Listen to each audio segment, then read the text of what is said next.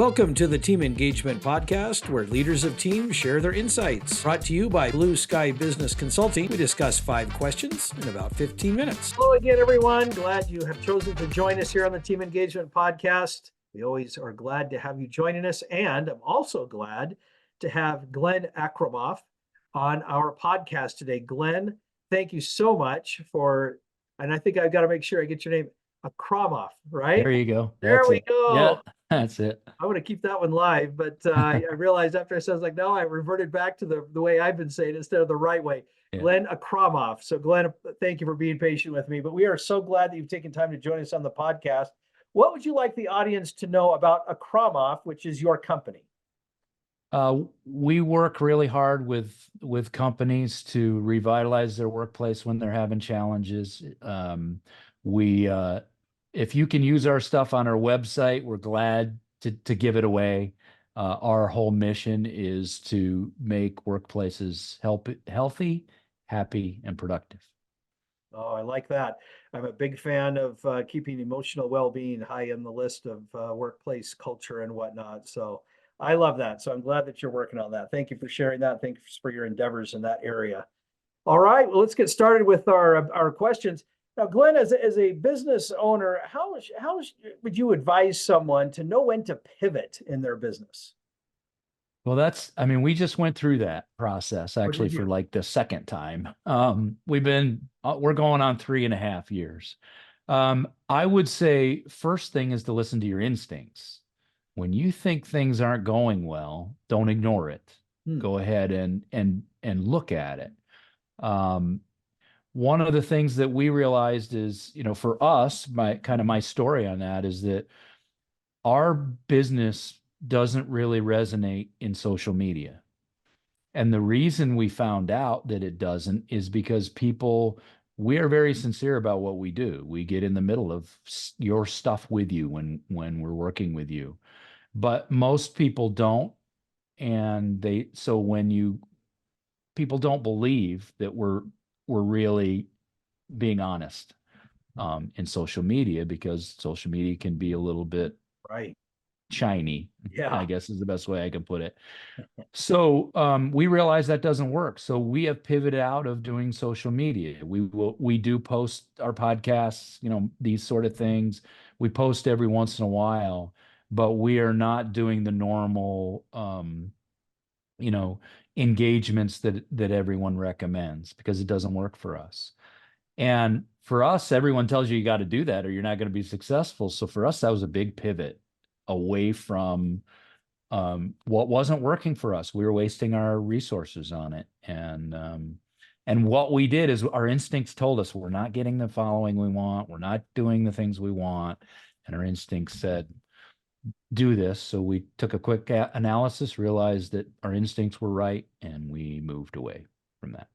That's interesting because, especially in this day and age where social media plays such a big part, it can be really tempting to kind of go with the flow. But I really like your idea of following your instinct. If you feel like something's off, take a look at it. I really like that. Good point.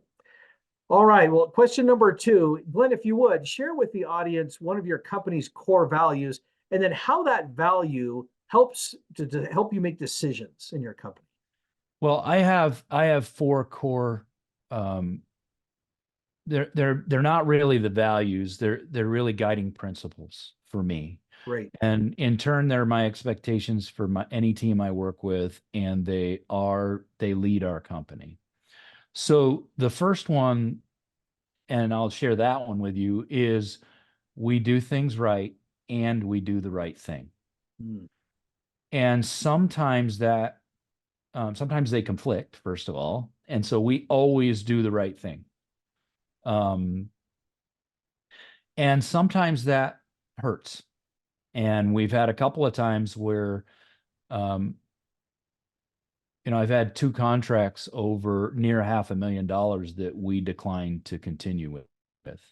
Why did we do that? Because it wasn't going to be successful. They weren't committed to change, and it was the right thing for us to do, and they weren't committed to the right thing. And so that's how we make decisions with it. And that's how we decide what clients we work with. And we want to work with everyone. Let's be perfectly clear about that. but there are times when it isn't the right time or it isn't the right client, and we are willing to walk away, so they can find the right partner, and so can we.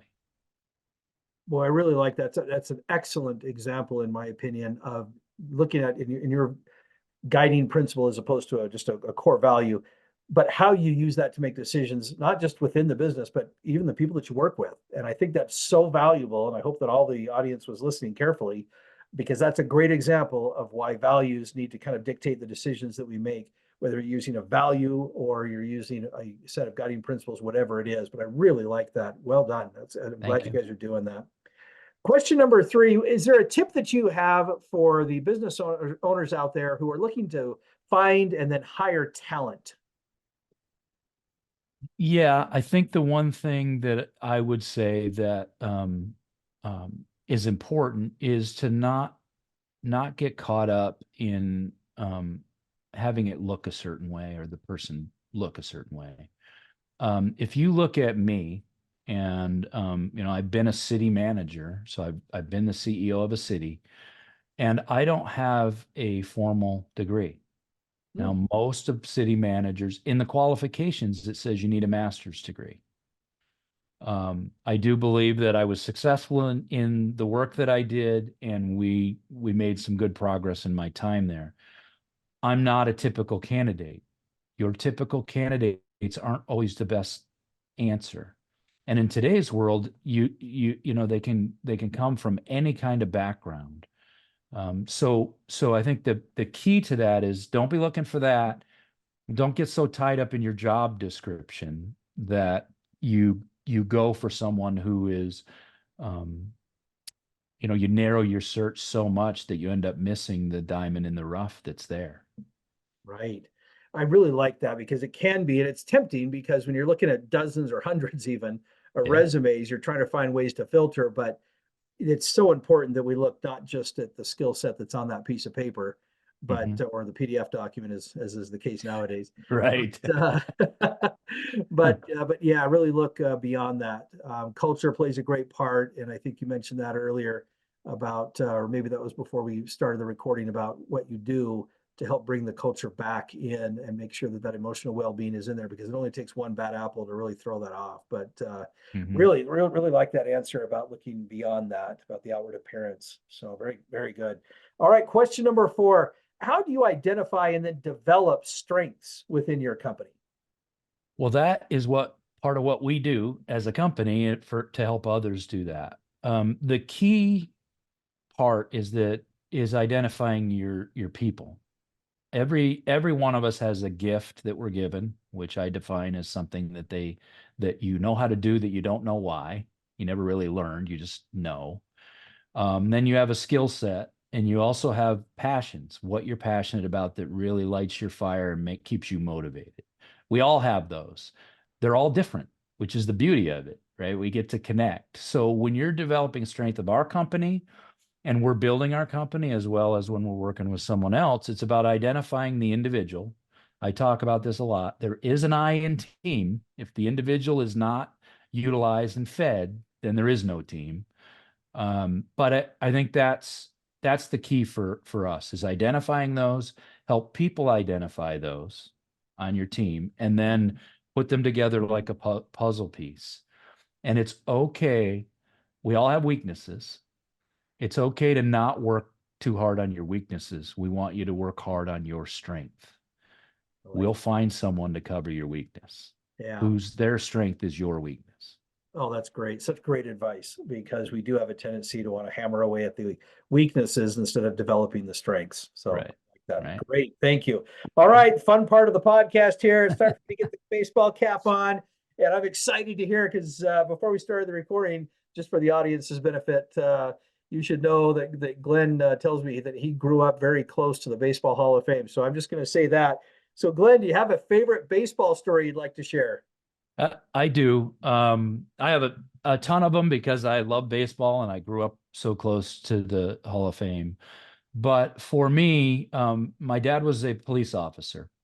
He was a New York State trooper, and he actually ran the security detail for about 11 years at the Hall of Fame game every August. Oh, wow. So I got to go to the Hall of Fame game regularly, and which was really quite awesome. Yeah. But one of the things that I remember the most, and was one of the coolest things that my dad got to experience, is one year when George Bush was vice president, he came to the Hall of Fame game. So my dad got to work with the Secret Service and all of that, but he got to meet him as part of the process. And then George Bush actually walked out on the field with Ted Williams, and my dad walked them to the edge of the field. Nice. So what I didn't get to be there, which was a bummer, but my dad got to experience that. And one of the first books that I really got into was Ted Williams' book on hitting. So and I really respected George Bush 41 because he was he did a lot of different things, was a really successful guy. So two of the people that I admired most, actually three, because my dad is my hero. So it's a pretty cool experience that not everybody gets to be a part of, right? Oh, absolutely. And that's part of the reason why I love to ask these questions, because I've had some really cool stories. Yeah. And I just love that. Well, thank you for sharing that. I really, Sure. really appreciate that. And of course, we appreciate you taking time to be with us on the podcast. And how can people find you, Glenn? Well, you can find us at akramoff.com. We are on LinkedIn. We have a presence there. If you want to get a hold of us there, you can find us. We're on Facebook. We do Twitter/X, all that stuff. But the website's got a bunch of stuff on it. I also want to mention I did write a book on how I build teams. It's called The Human-Centered Team, and you can find that on Amazon. Fantastic. Thank you. And thanks again to everyone for taking time to join us here on the Team Engagement Podcast. We wish everybody a great day. Thanks. This is Sean Richards with the Team Engagement Podcast, where leaders of teams share their insights. For more ideas, go to teamengagementpodcast.com. We also invite you to follow or subscribe to our podcast wherever you may be listening or watching. Is your business thriving? Go to tbs-score.com to find out. Thanks for joining us today. Have a great day.